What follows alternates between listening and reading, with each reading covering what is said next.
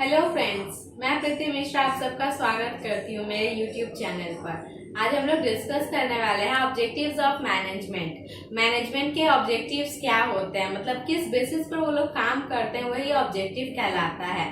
तो मैनेजमेंट का जनरली एक ऑर्गेनाइजेशन की तरफ से देखा जाए तो उनका 3 ऑब्जेक्टिव होता है।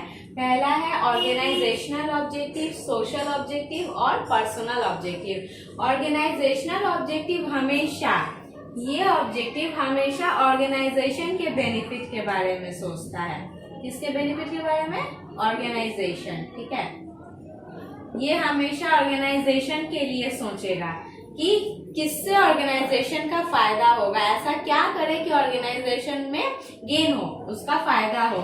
सोशल ऑब्जेक्टिव क्या सोचते हैं उसमें मैनेजमेंट, कि जहां उस सोसाइटी के बारे में सोचना पड़ता है जहां वो बिजनेस इस्टेब्लिश्ड हुआ है या ऑर्गेनाइजेशन जहां पर इस्टेब्लिश हुआ है, वहां के बारे में हमको सोचना पड़ेगा।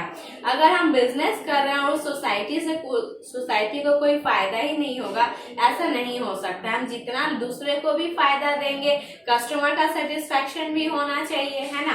तो सोसाइटी जब सोशल ऑब्जेक्टिव के बारे में हम लोग बात करते हैं तो ये रिलेटेड रहता है हमेशा आउटसाइड से, मतलब ऑर्गेनाइजेशन के बाहर से। लेकिन ऑर्गेनाइजेशनल ऑब्जेक्टिव जो रहता है वो इनसाइड होता है, ऑर्गेनाइजेशन में होता है।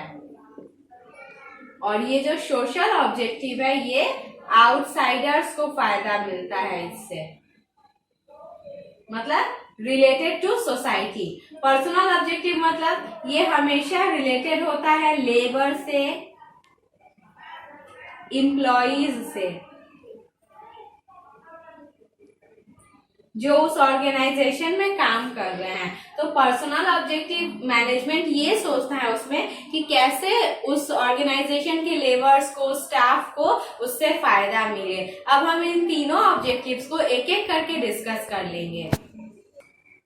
अब हम लोग इसके ऑर्गेनाइजेशनल ऑब्जेक्टिव को देख लेते हैं। पहला क्या है? To increase the goodwill and reputation of the enterprise. मतलब मैनेजमेंट ये सोचता है कि हम एंटरप्राइज के नाम को, शोहरत को कैसे बढ़ाएं, ठीक है, उसका मार्केट में रेप्यूटेशन कैसे होगा, ये सोचना ऑर्गेनाइजेशनल ऑब्जेक्टिव होता है। क्यों हम बताए ना, ऑर्गेनाइजेशनल ऑब्जेक्टिव हमेशा ऑर्गेनाइजेशन के बेनिफिट के लिए जो सोचते हैं वो ऑर्गेनाइजेशनल ऑब्जेक्टिव होता है।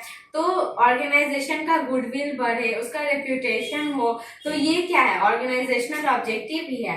उसके बाद to attain maximum result with minimum efforts, मतलब लेबर को कम से कम खटाकर हम मैक्सिमम रिजल्ट कैसे अटेन कर सकते हैं, इससे ऑर्गेनाइजेशन का फायदा होगा। थर्ड है to ensure optimum use of physical and financial resources, मतलब फिनेंशियल रिसोर्स का कम से कम इस्तेमाल करेंगे। फिजिकल रिसोर्सेस जैसे मैन मटेरियल ये सब हो गया, ये सब का कम इस्तेमाल करके हम ज्यादा प्रोडक्शन कैसे कर सकते हैं।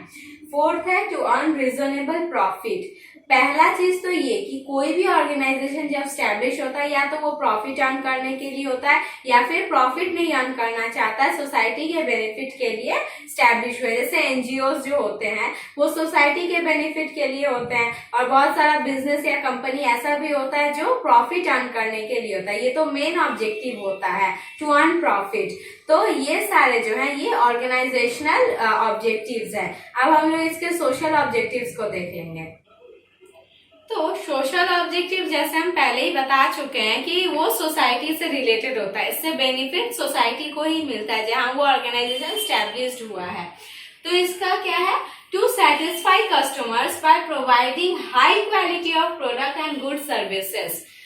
पहला सोशल ऑब्जेक्टिव किसी भी मैनेजमेंट का यही होना चाहिए कि कस्टमर को कैसे सेटिस्फाई करें। अगर कस्टमर सेटिस्फाइड रहेगा तो गुड्स के मार्केटिंग में मतलब ज्यादा दिक्कत नहीं आता, डिफिकल्टीज नहीं होते हैं।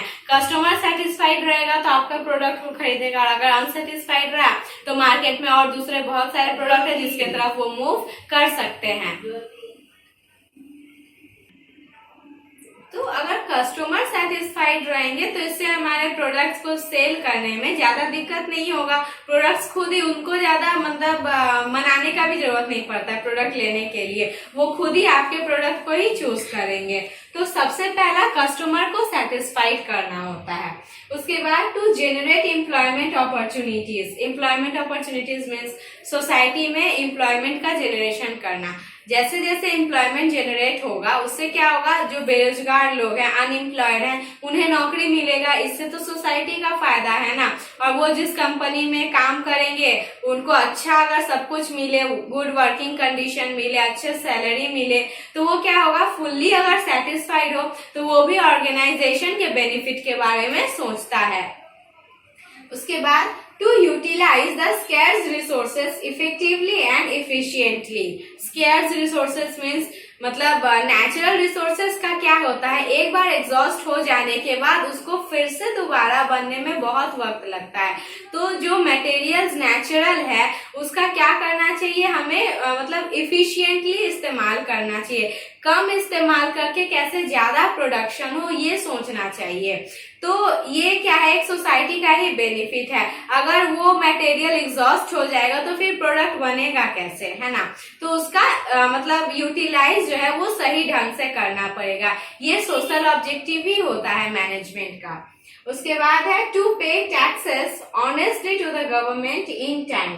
देखिए, अगर हम गवर्नमेंट को टैक्सेस टाइम पर पे कर देंगे तो फायदा क्या होगा, गवर्नमेंट उस पैसे को कहाँ रखता है, वो हम लोगों के लिए ही इस्तेमाल करता है। ये जो रोड बनते हैं, ये सब का जो रिनोवेशन होते रहता है, ये कहाँ से आता है, गवर्नमेंट ही करते हैं ना। तो हम लोग अगर ऑनेस्टली पे करेंगे अपना टैक्स, कोई भी ऑर्गेनाइजेशन अगर ऑनेस्टली पे करता है टैक्सेस, तो उससे क्या होगा, हमारे सोसाइटी का ही बेनिफिट होता है। वो पैसा गवर्नमेंट को मिलेगा और गवर्नमेंट उसके लिए उसका इस्तेमाल हम लोगों के लिए ही फिर करते हैं।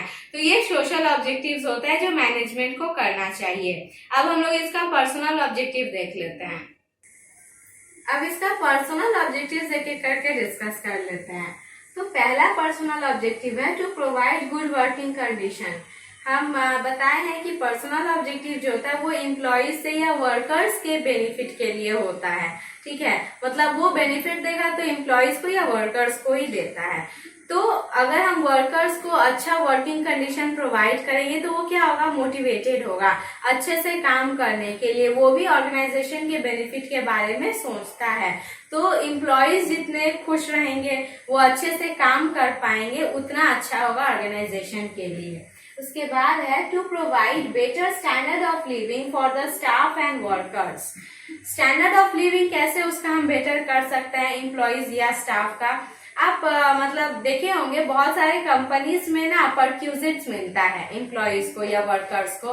तो ये परक्यूजिट्स क्या आता है, जैसे रहने के लिए घर, फ्लैट दे देता है कि आप यहाँ रह सकते हैं, उसका उसे रेंट नहीं देना पड़ेगा। अगर कोई दूर से आता है काम करने के लिए तो उसको फ्लैट दे दे रहा है, गाड़ी दे रहा है। तो इससे क्या होगा, अगर वो क्रिएटिव है तो वो क्या चाहेगा, मुझे इतना अच्छा कंडीशन मिल रहा है रहने के लिए, इतना गाड़ी मिल रहा है, मुझे कोई चीज का दिक्कत नहीं है, तो वो काम और भी अच्छे तरीके से करते हैं। तो इसलिए एम्प्लॉइज का ध्यान रखना भी बहुत जरूरी होता है। इसके बाद है to provide fair and reasonable remuneration to the workers. मतलब वर्कर्स को या एम्प्लॉइज को फेयर रेम्यूनरेशन मिलना चाहिए। उनके सैलरी में ऐसा नहीं कि वो काम बहुत अच्छा कर रहे हैं लेकिन उनको जितना सैलरी मिलना चाहिए उतना हम नहीं दे रहे हैं। तो क्या होगा, अगर वो बहुत ही अच्छा एम्प्लॉइज है, एबल एम्प्लॉय है, तो वो दूसरे कंपनी में तब जाएंगे ना जहां उनको उनके हिसाब से सैलरी लगे कि हाँ ये मेरे लिए ठीक है। तो इसीलिए फेयर रेम्यूनरेशन बहुत जरूरी होता है एम्प्लॉइज को टिकाए रखने के लिए। लास्ट है to make arrangements for training and promotion of the workers. Training होने से क्या होगा, अगर हम किसी कंपनी में काम कर रहे हैं और मेरे पास कोई वैसा नॉलेज नहीं है या फिर स्किल नहीं है, तो ट्रेनिंग मिलने से क्या होगा, मुझे उस काम को करने में हेजिटेशन नहीं होगा। हम हेजिटेट ही नहीं होंगे तो क्या होगा, काम भी ठीक तरह से होगा, ऑर्गेनाइजेशन का ऑब्जेक्टिव भी पूरा हो जाएगा और प्रमोशन भी करना चाहिए। अगर कोई एम्प्लॉइज बहुत अच्छा काम कर रहा है, प्रमोशन मिलने से क्या होता है ना, वो मोटिवेटेड होता है। वो जितना मोटिवेटेड मोटिवेटेड होगा, अगर एक काम के लिए उसको अच्छा कुछ मिल रहा है, बेनिफिट मिल रहा है, तो वो और भी अच्छा काम करना चाहेगा ना।